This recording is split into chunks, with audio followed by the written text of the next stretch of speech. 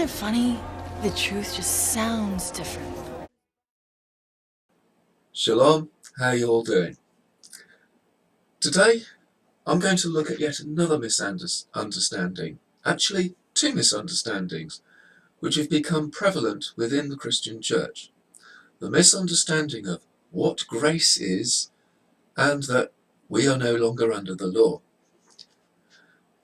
The mainstream Christian church, particularly I think the charismatic evangelical churches, seem to have this weird idea that God's grace is almost a license to sin. So many times I have heard the response, "Oh, God will forgive you," said very nonchalantly, or even, "Well, it's not that bad a sin, and by far the worst. Oh, I don't think God's going to worry too much about that." Yes, I have actually heard Christians say this. The church has come to think this way, I think, because they have taken isolated scriptures and totally misunderstood and therefore completely misinterpreted them. And in this case, it is, I believe, because of a complete misunderstanding of what the grace of the Almighty really is. When Christians talk about grace, they invariably think of it as God's immeasurable favour towards us, which it is, but it is dangerous to think that that is all that it is. He can be seen as a kindly grandfather who, even though he knows that his grandchild's parents don't allow them to do a certain thing, secretly lets them do it anyway, whispering in their ear, "Don't tell your mum." Now add to this scriptures such as Paul saying in Romans 6:14, "For you are not under the law, but under grace," and you can easily see how they can consider that the law, the Torah, his instructions as to how he wants us to live and relate with our fellow man, and how he requires us to love and worship him, has been done away with, and see his grace as a get-out clause for disobedience. They'll say, "We're not under the law, but under grace," but you will never hear them quote the whole verse, nor the verses around it. Let's take a look.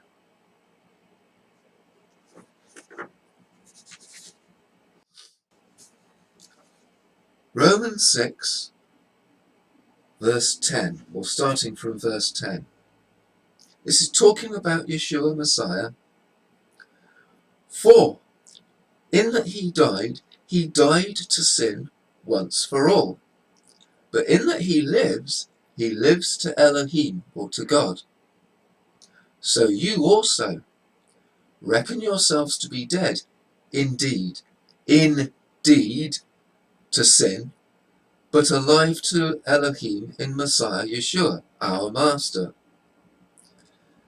Therefore, do not let sin reign in your mortal body, to obey it in its desires.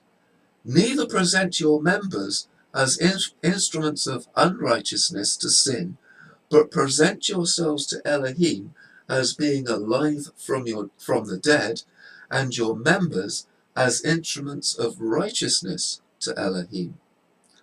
Verse 14. "For sin shall not rule over you, for you are not under the law, but under grace." What then? Shall we sin because we are not under the law, the Torah, but under favour? Let it not be.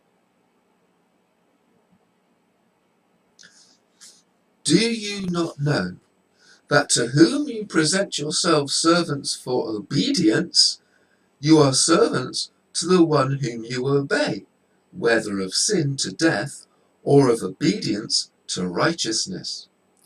But thanks to Elohim that you were servants of sin, yet you obeyed from the heart that form of teaching to which you were entrusted. And having been set free from sin, you became servants of righteousness. I speak as a man, because of the weakness of your flesh. For even as you did present your members as servants of uncleanness and of lawlessness, or Torahlessness, resulting in lawlessness, i.e. you were devoted to breaking the Torah, so now present your members as servants of righteousness, resulting in set-apartness, or in modern Bible translations, holiness.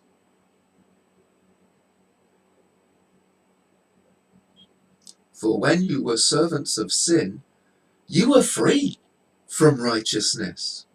For sin shall not rule over you, for you are not under law, the Torah, but under grace. For sin shall not rule over you. 1 John chapter 3 verse 4 states that sin is transgression or rejection of the law, the Torah. And this, coincidentally, is another scripture which you will hardly ever or never hear quoted in church. So apart from probably never having read this verse, or if they have, they've not considered what it actually says, how is it that Christians think that the law has been done away with? I'd say it's because they have come to place the teachings of Paul, or rather their selective interpretations of his teachings, above the teachings of Messiah. And these interpretations are comfortable for them because they appease the sinful and rebellious nature. Do they think that it is because the law has been done away with that sin has no hold over them? When Paul says in Romans 7:7 that were it not for the law, or the Torah, we would not know what sin is. Being subject to the law is very different from being under the law. Whatever country we live in, we are all subject to the law, but we are only under the law when we break it, under the penalty of breaking the law. When Paul refers to the curse of the law, he is talking about the curse which comes from breaking the law, and not that the law is a curse. If, from Romans 6:14, you do let sin rule over you, then you will be under the law, the Torah, because you have broken it.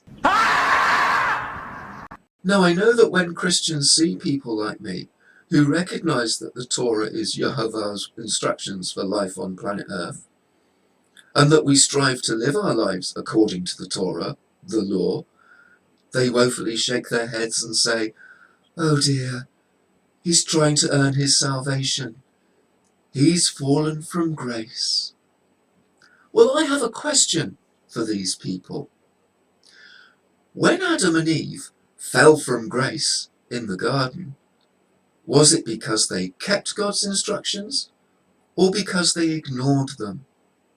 Was it because of their obedience or disobedience to the instructions given them that they were driven out of the garden? So what is grace? The English Oxford Dictionary gives all the definitions of grace that the Church loves. In Christian belief, the free and unearned favour of God, or a divinely given talent or blessing. On the other hand, the American Merriam-Webster Dictionary gives a very different definition. Their very first definition for grace is the unmerited divine assistance given humans for their regeneration or sanctification, or virtue coming from God, or a state of sanctification enjoyed through divine grace. Did you get that? Unmerited divine assistance. His grace is the divine power we need in order to be regenerated and sanctified. It's the power we need to keep the Torah and not let sin rule over us. I would suggest here that people watch my video Spirit and Truth. Romans 2:13. For not the hearers of the law, or Torah, are just before God, but the doers of the law shall be justified. Okay, I'll leave it there. And until next time, shalom, and keep searching for the truth.